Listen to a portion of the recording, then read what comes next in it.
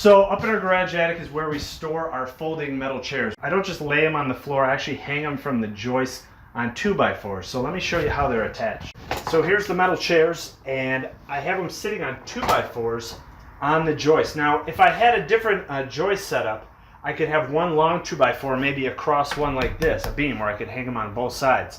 But they're really more secure when they're at an angle. You don't want them hanging over. You want them back so they're secure against the joist. You don't want them kind of sitting like this and dangling down. So I decided to put them on the shorter joist side, leaning back. And 2 nails on an angle is more than enough to hold these up. They're not moving. They could hold tons of weight.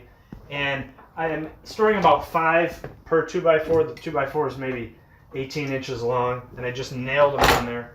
And they're really secure, really out of the way. They're not sitting on the middle of the garage. They're not bowing the joists at all. So like I said, we have about 5 chairs per 2x4, and I have 2 2x4s on either side of one of these joists.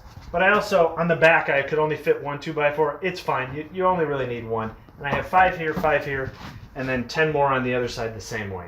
So this is a nice, simple, easy way to store your chairs up in your attic, or in our case, our garage attic.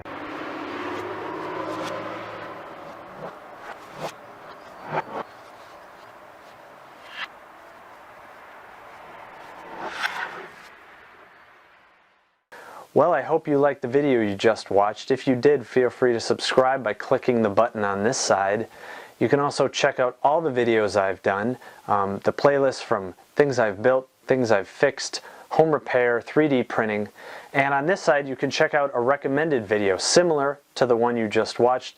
And as always, down in the description, I'll put a link to my blog, which has more pictures and more information about the video you just watched. Thanks.